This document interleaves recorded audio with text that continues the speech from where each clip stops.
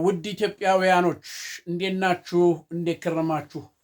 እንግዲህ ዛሬ የመጣሁት በምን ምክንያት እንደሆነ ምንድን ነው ባለፈው በለቀኩት ቪዲዮ መሰረት አስተያየት ብዙዎቹ አስተያየት የሰጡኝ ምንድን ነው የሶስተኛ ብርጌድ ፓራ ኮማንዶን ተጋድሎ ለምን አትነግረንም? በቦታው ስለነበርክ ያንን እስቲ ንገረን ስላሉኝ እንግዲህ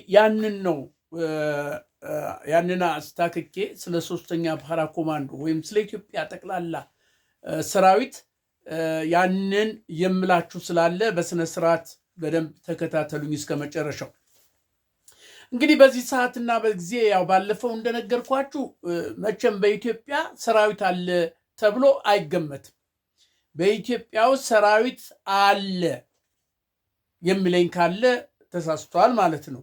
ስለዚህ በኢትዮጵያ ውስጥ ምንም አይነት ሰራዊት የለም ብዬ እኔ በበኩሌ ገምታለሁ።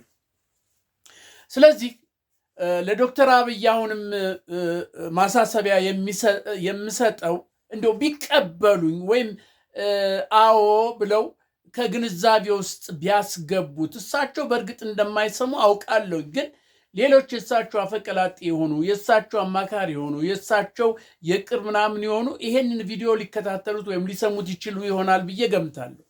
ስለዚህ በዚህ ሰዓትና በዚህ ጊዜ በዶክተር አብይም ሆነ በመንግስታቸው በኩል የሚቀነቀን ነገር አለ። ይኸው ምንድን ነው? አሰብ። ስለ አሰብ ብዙ ጊዜ ይቀነቀናል። አሰብን የኛ የጉልበታችን በጉልበት እንወስደዋለን የኛ ነው ምናምን የሚባል አባባል አለ። እውነት ነው። አሰብ የኢትዮጵያ ነው። ይሄ በዓለም አቀፍ ሕግ ደረጃ በዓለም አቀፍ መስፈርት በሁሉ ነገር አሰብ የኢትዮጵያ እንደሆነ እንኳንስ ኢትዮጵያውያን ቀርቶ ኤርትራኖችም ራሳቸው ያምናሉ። ግን የአሰብን እንዴት ነው? በጦርነት ነው የምንወስደው ወይስ በሕግ በዓለም አቀፋዊ ሕግ መሰረት ነው የሚለው መታየት አለበት። በዓለም አቀፋዊ ሕግ መሰረት ቢኬድ ድሉ የኢትዮጵያ እንደሆነ እርግጠኛ ነኝ። ኢትዮጵያ እንደምታሸንፍ፣ ምክንያቱም በሕጉ አንጻር አሰብ የኢትዮጵያ እንደሆነ ይረጋግጣል ማለት ነው። እና በዚህ ሰዓት አሰብን በጉልበት እንውሰድ፣ በጦርነት እንውሰድ ማለት ኢትዮጵያን የምታክል ሀገር ከኤርትራ ጋር ጦርነት ገጥማ በዚህ ሰዓት ጦርነት እንደው በጦርነት ገጥመን አሰብን እናስመልሳለን የሚለው አዝማሚያ እውነቱ ነው። ጦርነት ከተገጠመ እርግጠኛ ነኝ የኢትዮጵያ ወታደር ይሸነፋል። ወታደር ስላልሆነ የኢትዮጵያ ይሄ የሁለትና የሶስት ሳምንት የለብለብ ስልጠና ልብሱን ብቻ ልብሶ ጦር ሜዳ የተላከ ከኤርትራ ጦር ጋር ተጋጥሞ ድል ያደርጋል ማለት ዘበት ነው። በብዛት አይደለም ድል የሚገኘው በጥራት እንጂ። አንድ ነገር ልንገራችሁ። ስለዚህ ለዚህ ጉዳይ እርግጠኛ የሆነ ማረጋገጫ በ1974 ዓመተ ምህረት በኢትዮጵያ አቆጣጠር ማለት ነው የሶስተኛ ብርጌድ ፓራ ኮማንዶ በገላዲን ላይ በዋርደር ላይ ነበር። ዙሪያውን ከበን ሶስቱም ሻለቃዎች አንድ ላይ ሆነን በጣም ደስ ብሎን ጦርነት አልቋል ብለን የጦርነት መደምደሚያ መጨረሻ ነው ብለን እያለን ኳስ እየተጫወትን ከዚያም ከዚህ በቃ ጥሩ የሆነ ጨዋታ እንዴት ነው ልበላችሁ ሰላም የሆነ ግንኙነት እያደረግን እየተጨዋወትን በሻለቆች በሻምበሎች በብርጌድ እንትን እየተባለ ማለትም ኳስ ጨዋታ ምናምን እየተደረገ ግንቦት 3 ቀን መድፍ ተተኮሰ። ኳስ ጨዋታ ላይ ያለን ታስታውሳላችሁ። ምናልባት የምታስታውሱ አላችሁ። በ34ኛ እና በ32ኛ ሻለቃ የዋንጫ እግር ኳስ ጨዋታ ነበር። በዛ ሰዓት ከሰዓት በኋላ ነው ስቴዲየሙን ከበን 32ኛ በዚህ በኩል 34ኛ በዚህ በኩል ግፋ በለው ንፋ አቀብለው እንደዚህ እያል ስንንጫጫ የመጀመሪያው እረፍት የአንደኛው ዙር 45 ደቂቃ በ32ኛ ሻምበል ሻለቃ አንድ ጎል አግቢነት እረፍት ወጥተን ሁለተኛው ጨዋታ ሲጀመር ታስታውሱ እንደሆነ አንድ ድምፅ ተሰማ።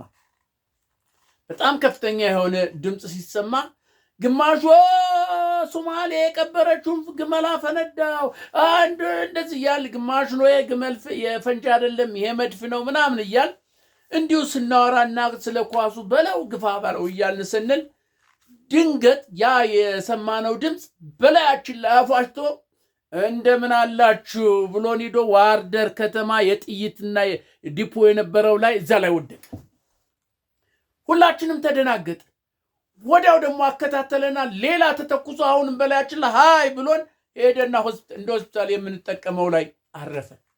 ከዛ በኋላ እየወደቅን እየተነሳን በቁምጣ ነው ግማሹ በነጠላ ጫማ ነው ሰላም ነው አገር ሰላም ነው ብለን እንደው እየሮጥንም እየወደቅን እየተነሳን በየምሽጎቻችን ገብተን ሚሊቴሪ ልብሶቻችንን ቀይረን ያለውን ሁኔታ ማዳመጥ ጀመር እና ያ በዛለት ታስታውሳል እስከ ምሽቱ በቃ ያን እስከሚያደርግ ድረስ ዋርደር ከተማን በቃ በፈንጅ ጋየች ማለት ይቻላል። በፈንጅ ጋየች። በቃ አንድም የቀረ የለም በሙሉ።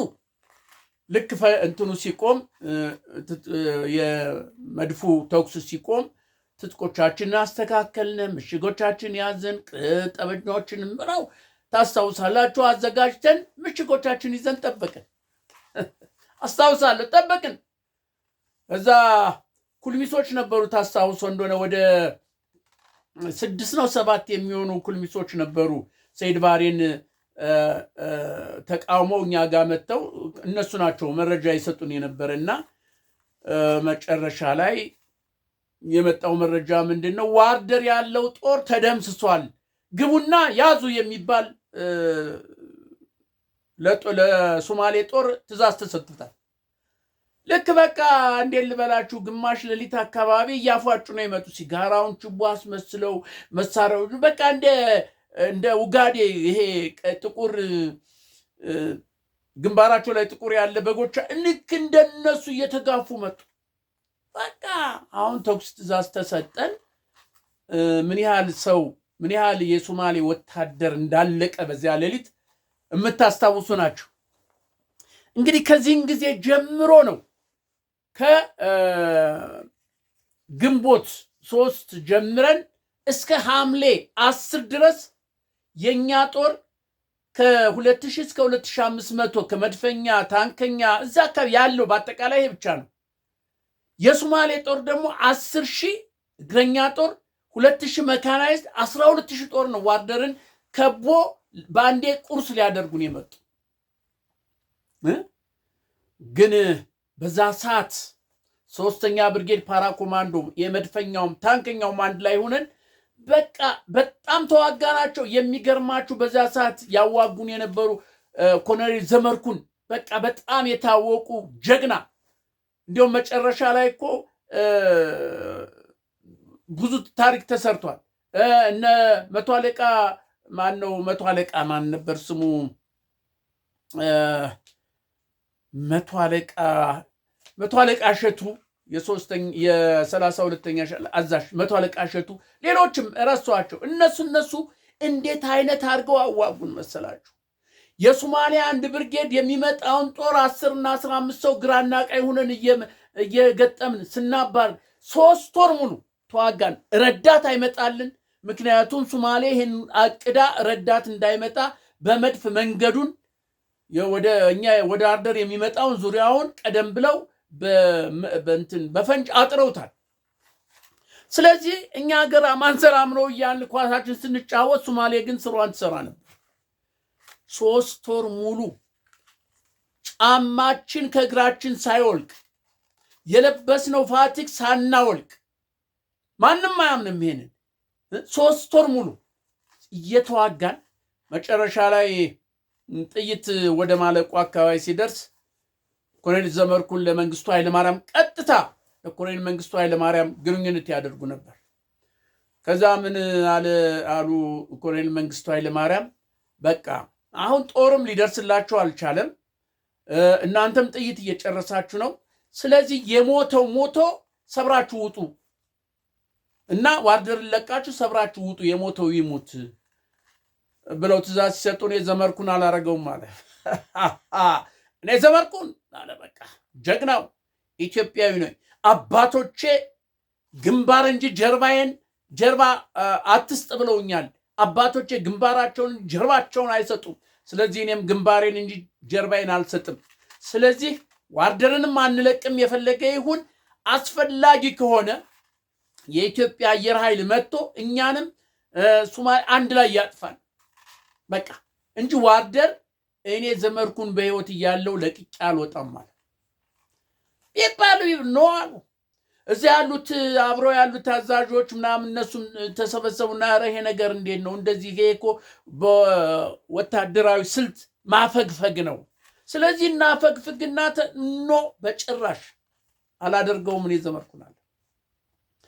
ከዛ ታስታውሳላችሁ ሐምሌ 5 ላይ ከፍተኛ ውጊያ ወደ 3ኛ ሻምበል የነበሩ ልጆች ታንክ በላያቸው ላይ ሄደዋል። ወደ 5 ነው 6 ወታደሮች ምሽጋችንን አንለቅም ብለው ታንክ በላያቸው ላይ ሄዶ የዚህ ያለ ስንት ታንክ ነው የተቃጠለ? መሃላችን ገብቶ 5 ታንክ አቃጠለ። 5 ታንክ በያዝነው ዙሪያ ገባ ጥሶ እነዚያ ልጆች ገሎ ገባ።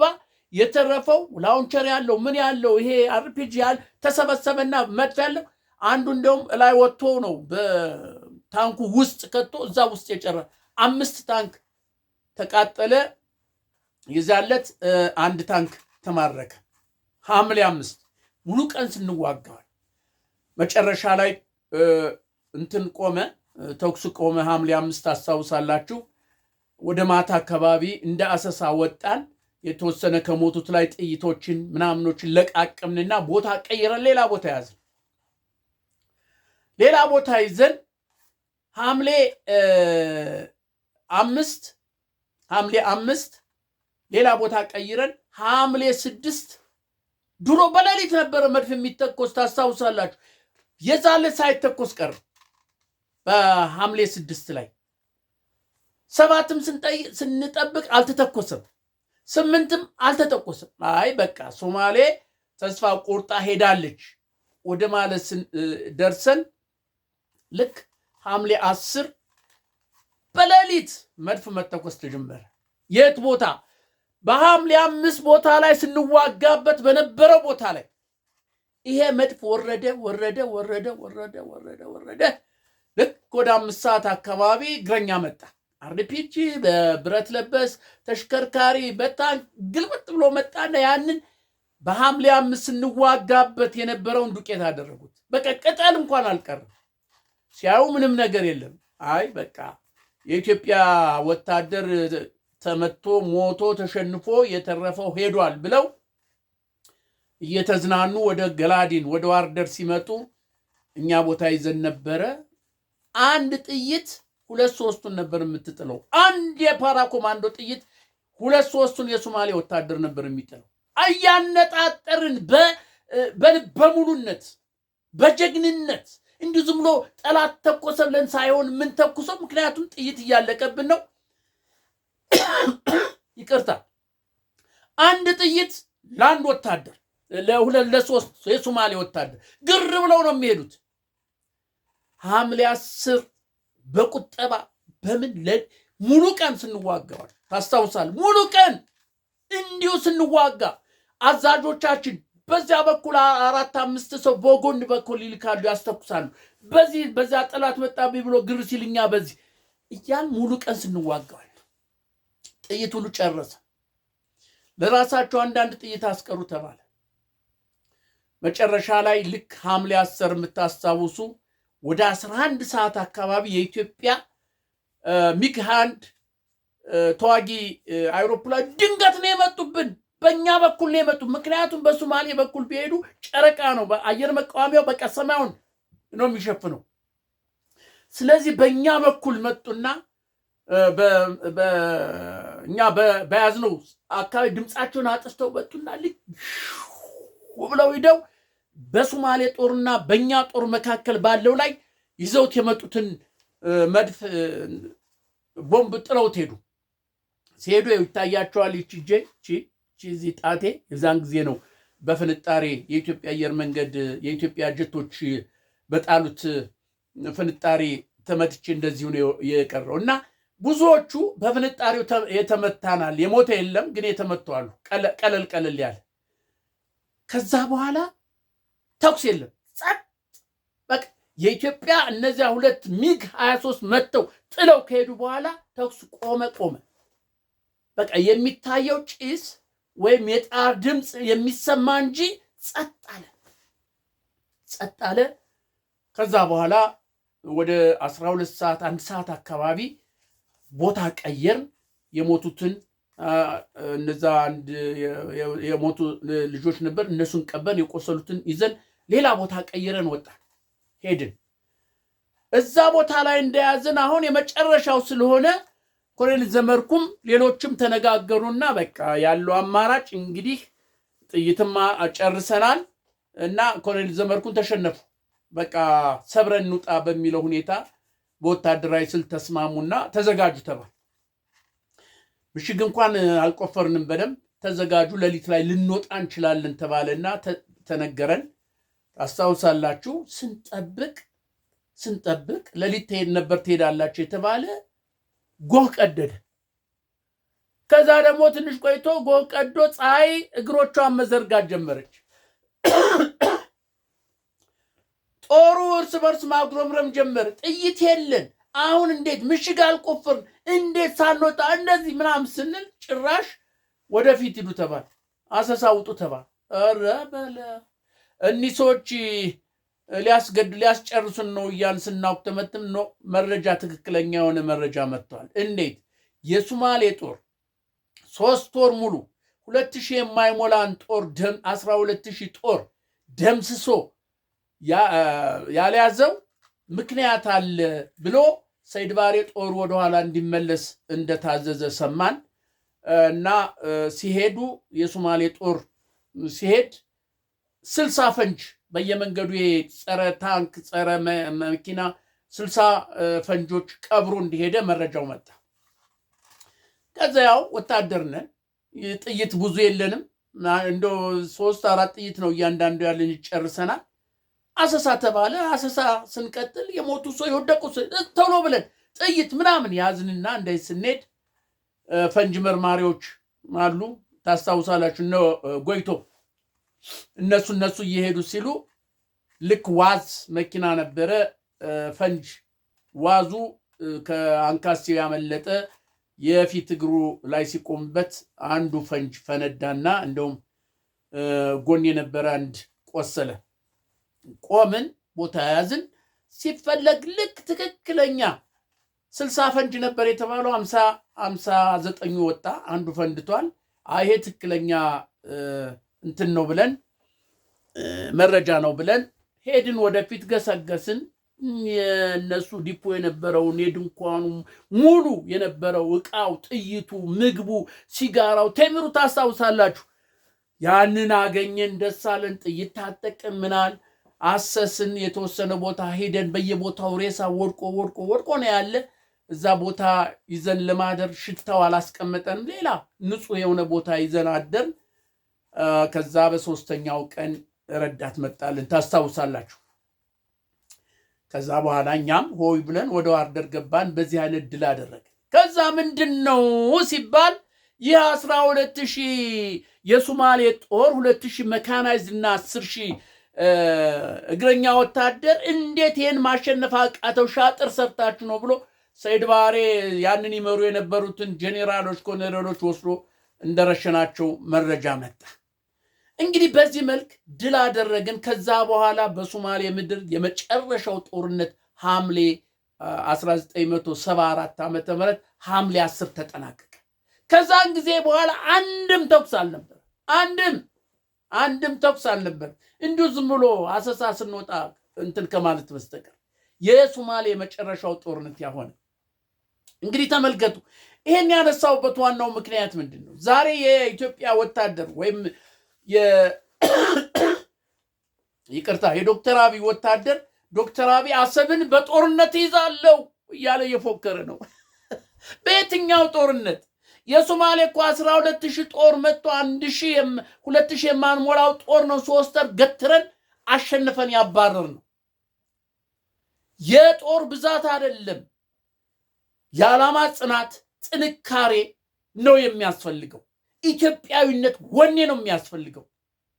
ስለዚህ ዛሬ የዶክተር አብይ ወታደር የነ ብርሃኑ ጁላ ወታደር በ3 ሳምንትና በ4 ሳምንት ለብለብ ስልጠና ፋቲካ አልብሰው ልብሱን አልብሰው ቢያሰልፉት ገና አንድ ጥይት ሲጮህ እኮ ነው እየሮጠ ያለው። ይኸው እያየን እኮ ነው።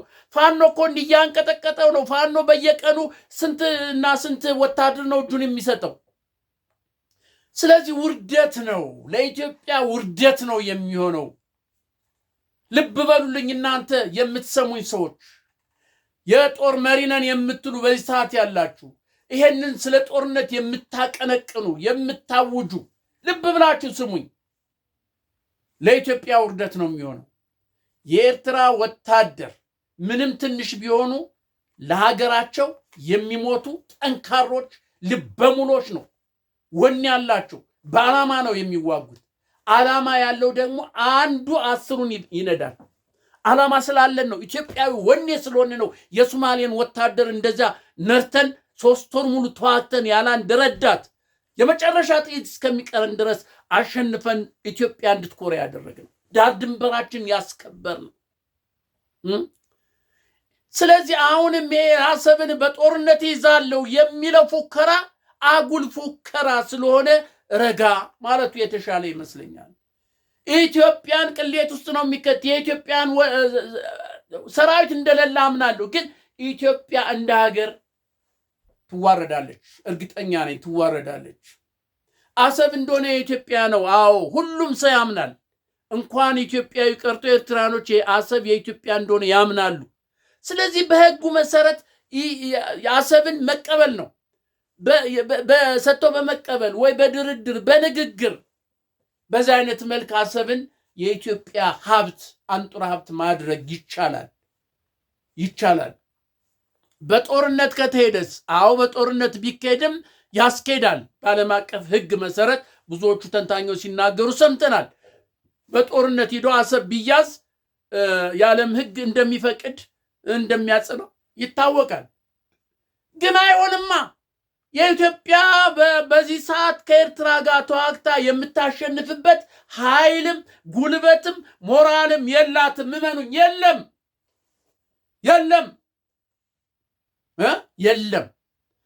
ስለዚህ ለኢትዮጵያ ውርደት ስለሆነ ይልቅስ ሰጥቶ በመቀበል በድርድር በተለያየ አይነት በዓለም አቀፍ ህግ ጠይቆ አሰብን የኢትዮጵያ ማድረግ ይቻላል። ራሳቸው ኤርትራኖችም ያምናሉ። እዚህ ያሉ ብዙ ኤርትራኖች ጓደኞቻችን አሉ። አሰብ እኮ የኢትዮጵያ ነው፣ እንደው ዝም ብለን ነው እንጂ የፖለቲካ ነገር ነው እንጂ አሰብ እኮ ለኢትዮጵያ ነው። ምንም አሁን የሚሰራበት እኮ ነገር የለም፣ ለኢትዮጵያ መሰጠት ያለበት ነው እያሉ የሚሉ አሉ።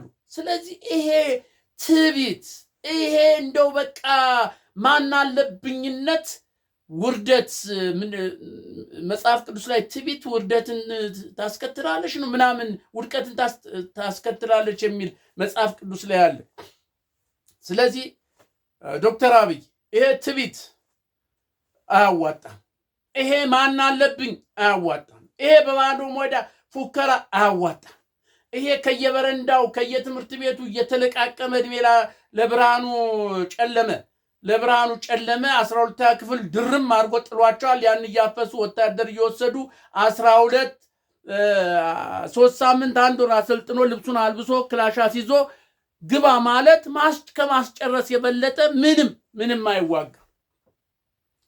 አይዋጋም። ገና አንድ ጥይት ሲጮህ ነው እየፈረጠጠ እየሄደ እያየን እኮ ነው።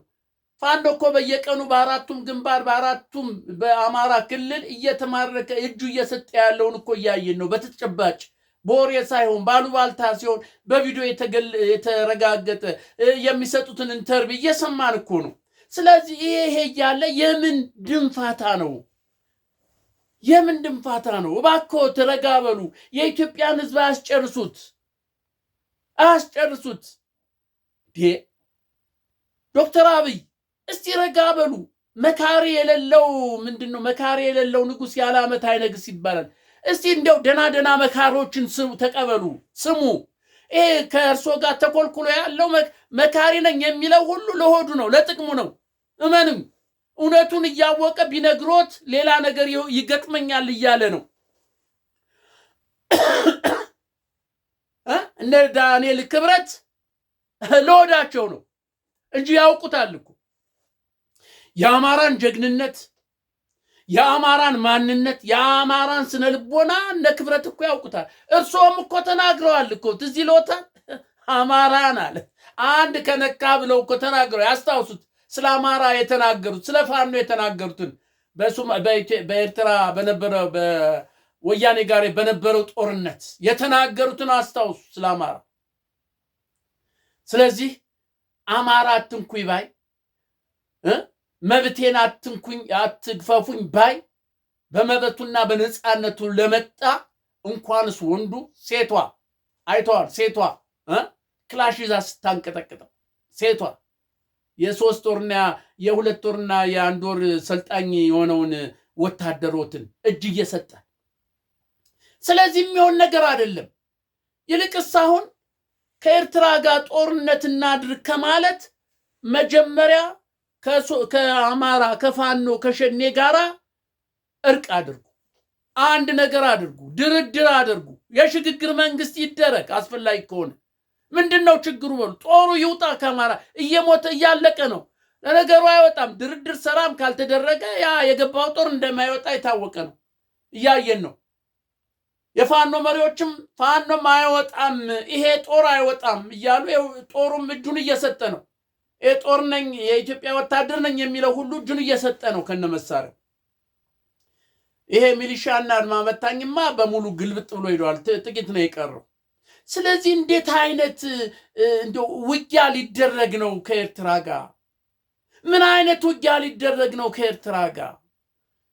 የሶማሊያ 12000 ወታደር ቅሌት እንዳይመጣ ለኢትዮጵያ እንዳይመጣ እናገራለሁ።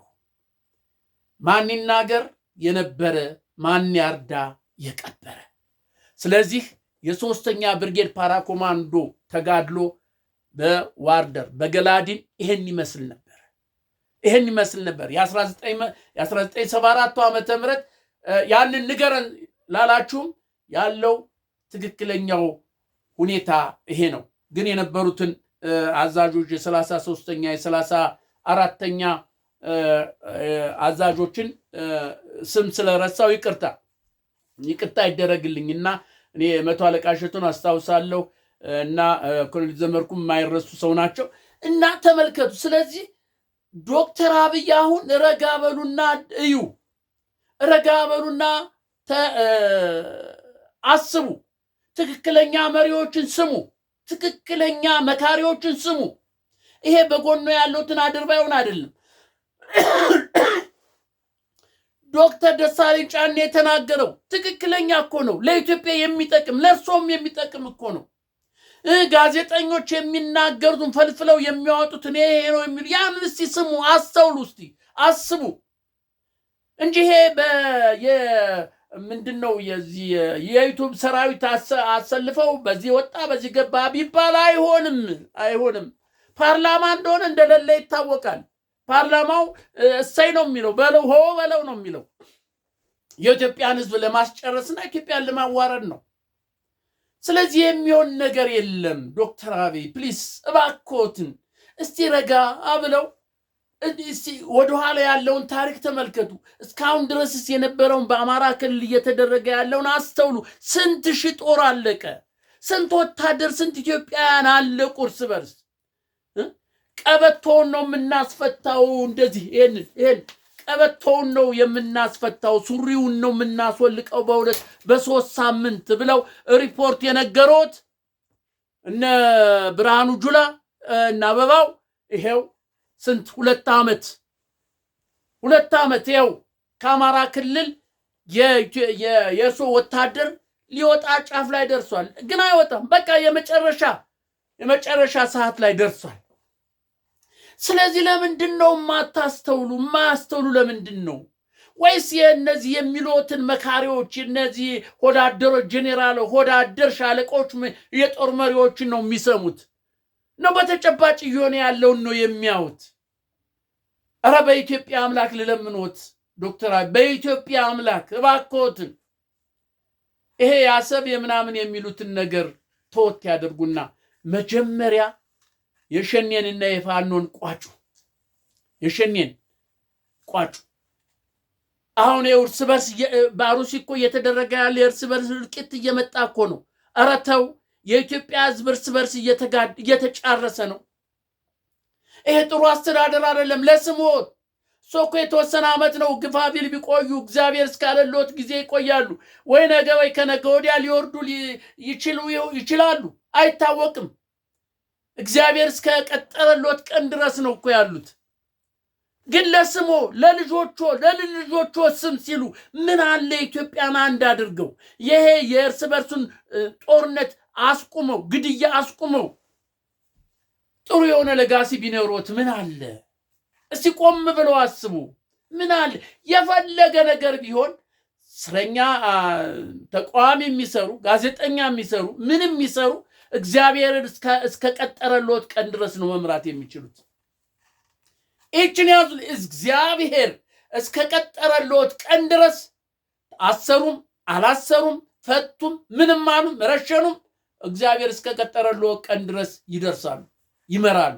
ከዛ ውጭ ግን እግዚአብሔር ከወሰናት ጊዜና ሰዓት ውጪ አንድም ነገር አይሆንም። እመኑኝ። ስለዚህ ዶክተር አብይ ቆም ብለው እስቲ አስቡ። እንዴ አማኝ ነኝ ብለው የለ ስለ መጽሐፍ ቅዱስ አውቃለሁ ይሉ የለ ጴንጤ ነኝ ይሉ የለ የመጽሐፍ ቅዱስ ተከታይ ነኝ ይሉ የለ ታዲያ እንዴት ሰው እርስ በርስ እየተጋደለ የእርሶ ስር ያሉ እያጋደሉ እያጫረሱ ዘርን ከዘር እያባሉ ይሄ መጽሐፍ ቅዱሳዊ ነው? መጽሐፍ ቅዱሳዊ ነው ወይ? አይደለም። እስቲ ስሙኝ። እኛም በእንትን ተምረናል፣ በሂደት በተግባር የሚሊተሪን ጉዳይ ተምረነዋል። በተግባር በሂደት ነው የተማርነው፣ እናውቃለን። በዛን ጊዜ እኮ የነበሩት አዛዦቻችን እኮ አገር መምራት የሚችሉ ናቸው። እንኳንስ ወታደር እንኳንስ ጦሩን አገር መምራት የሚችሉ እኮ ናቸው የነበሩት እኮ ጄኔራሎች እኮ ግርማቸው ራሱ ያስፈራል እኮ። እነ ጄኔራል ደምሴ ቡልቱ እነ ኮሎኔል ወርቁ ቸርነት ሌሎችም ስንት አሉ እኮ። አንድ ግርማቸው ስማቸው ብቻ እኮ የሚያስፈራ ጀግኖች፣ በሐረር አካዳሚ የተማሩ በሁለታ የተማሩ የሚሊተሪን ቅጥቅጥ አድርገው የበሉ በውጭ ሀገር እየሄዱ የሚሊተሪን እውቀት በአይምሯቸው የታጨቀ የቱ ነው ጥሩ የቱ ነው መጥፎ የቱ ነው ድል የምናደርግበት በየቱ ነው የሚለውን ጠንቅቀው የሚያውቁ ጄኔራሎችና ሻለቃ ኮሎኔሎች ነበሩ። ከመቶ አለቃ ከምክትል መቶ አለቃ ጀምሮ አገር መምራት የሚችሉ መሪዎች እኮ ነበሩ፣ የጦሩ መሪ። ዛሬ መሪ አለ ትላላችሁ?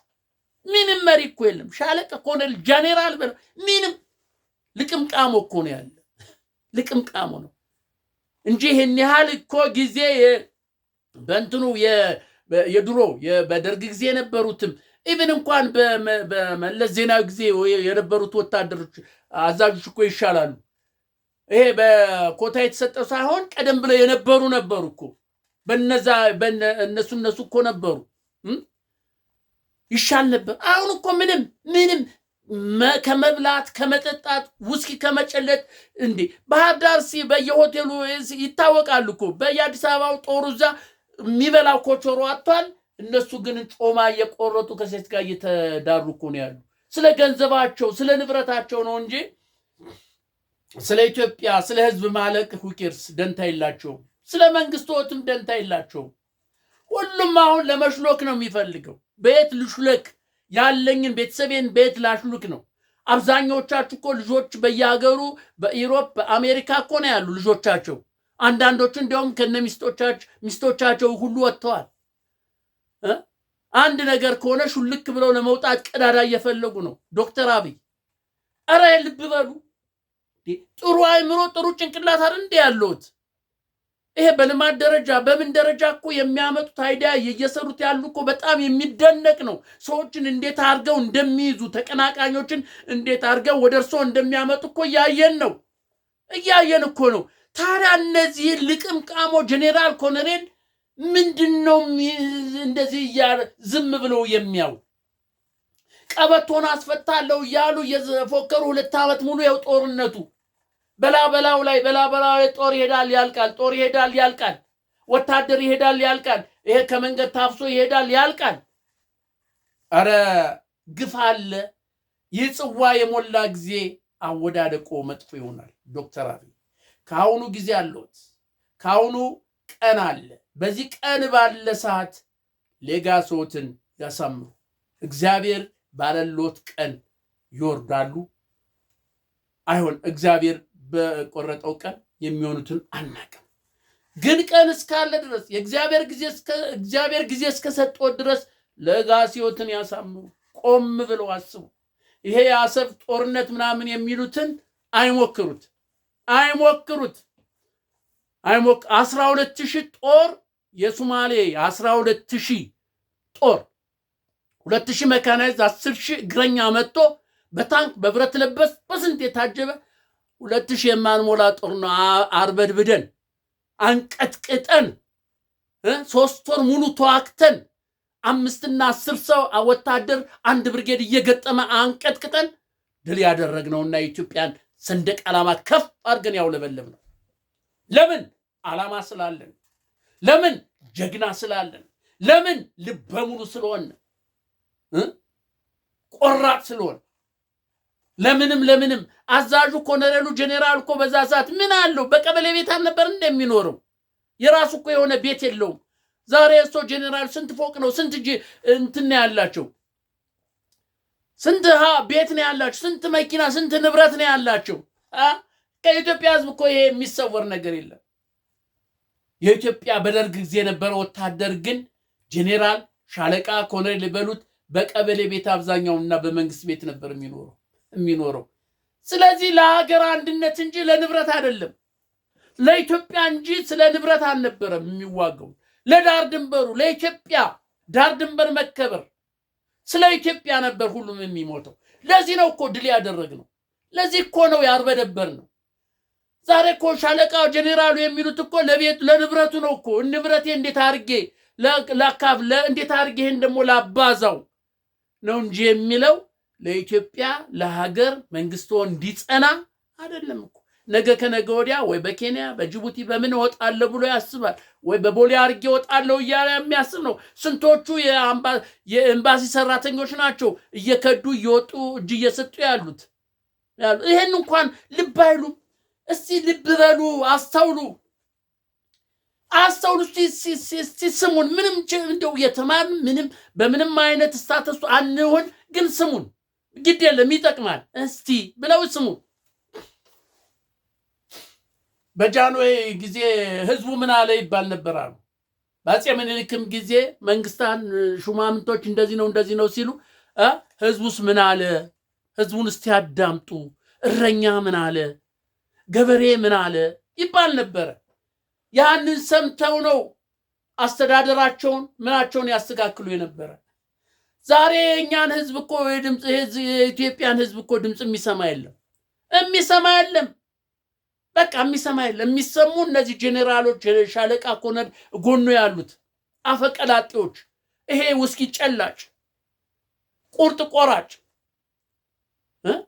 በኃይለ ሥላሴ ጊዜ እኮ የፓርላማ አባል ተመርጠው የመጡት ስለተመረጡበት ሽንጣቸውን ገትረው ነበር የሚከራከሩ። በኃይለ ሥላሴ ጊዜ የለም የኛ አካባቢ ይሄን ያስፈልገዋል፣ ይሄን ነው እንደዚህ ተበደው ግብር እንደዚህ በስቶበታል እያሉ የተከራከሩ በፊት ለፊት እኮ ማንም አይናገራቸው ነበር። ዛሬ በዚህ በፓርላማ ውስጥ ማን ያለው? እስቲ ንገሩኝ። ማን ነው እስቲ ስለተመረጠበት አካባቢ ስለተወከለበት አካባቢ በድፍረት ይሄ ያስፈልጋል፣ ይሄ እንደዚህ እየሆነ ነው ብሎ የሚናገር የፓርላማ አባል እስቲ ይናገር። ከዶክተር ማን ነው እንትና በስተቀር ይሄ ዶክተር ማን ነው ስሙ? ዶክተሩ የአማራው የባህር ዳር ተወካዩ ደሳለኝ ከሱ በስተቀር የትኛው ነው? እሱ ነው ሽንጡን ገትሮ የሚከራከር። ይሄ ነው የሚሉት ፊት ለፊት የሚናገሩት። እሱ ሲጠይቀውት ያለውት እኮ የፊት እኮ የቦዲ ላንጉጅ እኮ ያስታውቃል ምን ያህል እንደሚናደዱ። ይሄ እንደዚህ እኮ መሆን የለበት። ይሄ አይደለም እሱ የተናገረው ነገር እንዴት ነው እውነት ነው ወይስ አይደለም ብሎ ያን አጢኖ መክሮ እርምጃ መውሰድ ትልቅነትን ያመለክታል እንጂ ትኩረትን ዝም ብሎ ልማት ላይ ዛፍ ላይ ማለት ምን ዋጋ አለው? ሰው ካለቀ ሰው እርስ በርስ ከተባላ ልማቱ ምኑ ነው ለሰው? ሀገር እኮ ሰው ነው መሬት አይደለም። ስለዚህ ዶክተር አብይ ፕሊስ እባክዎት በሚያመልኩት አምላክ ልለምኖት፣ በልጆቹ ልለምኖት፣ ቆም ብለው አስቡ። የዚህ የአሰብን ጦርነት የአሰብን ውጊያ አነሳለ የሚሉትን ቆም አድርጉት። እርግጠኛ ነኝ ደግሞ አያደርጓትም። እንደ ለአሰብ ጦርነት አደርጋለሁ ብሎ እንደማይጀምሩ እርግጠኛ ለፖለቲካ ፍጆታ ካልሆነ። ምክንያቱም እንደሚሸነፍ ያውቃሉ። የወታደር ነው ያሉት እንደሚሸነፍ ያውቃሉ። ግን ለፖለቲካ ፍጆታ ሲባል ሐሳብ በጦርነት በምን ይላሉ። አይሆንም። ይሄ ስለማይሆን ይህንን የዋርደርን የ1974 ዓመተ ምህረት ታሪክ የሶስተኛ ብርጌድን ያመጣሁት ለዚህ ነው። በብዛት አይደለም፣ ጥራት ወኔ እንጂ። ስለዚህ ይሄን ይመስላል። እንግዲህ ይሄን የኔን ምክር ወይም አባባል ሰምተው ተግባራዊ ካደረጉት ለጋሶውም ያምራል። ኢትዮጵያም ከእርስ በርስ ጦርነት ከእርስ በርስ መተላለቅ ህዝቡም ያርፋል። ስለዚህ ይሄን ለማስተላለፍ ነው። ሌላው ስለ ሶስተኛ ብርጌድ ፓራ ኮማንዶ ለጠየቃችሁኝ እንግዲህ ትክክለኛው እኔ እስከማውቀው ድረስ ይሄን ይመስላል መረጃው። የቀረ መረጃና ደግሞ የምትፈልጉት ነገር ካለ እስቲ ስለዚህስ በሉና ጠይቁኝ። የማውቀውን ያህል እገልጻለሁ፣ እነግራለሁ። ሊባኖስ ገዳሙ ነኝ ከአሜሪካ። ሰብስክራይብ፣ ሼር፣ ላይክ አድርጉ። በሌላ ቪዲዮ እንገናኛለን። ኢትዮጵያ ለዘላለም ትኑር። ኢትዮጵያ ታሸንፋለች። እመኑኝ። ይሄ የእርስ በርስ ጦርነት ይህ እልቂት ይቆማል። የእግዚአብሔር ጊዜና ሰዓት ሲደርስ ይቆማል። እመኑኝ። ሰላም ለእናንተ ይሁን። ባይ።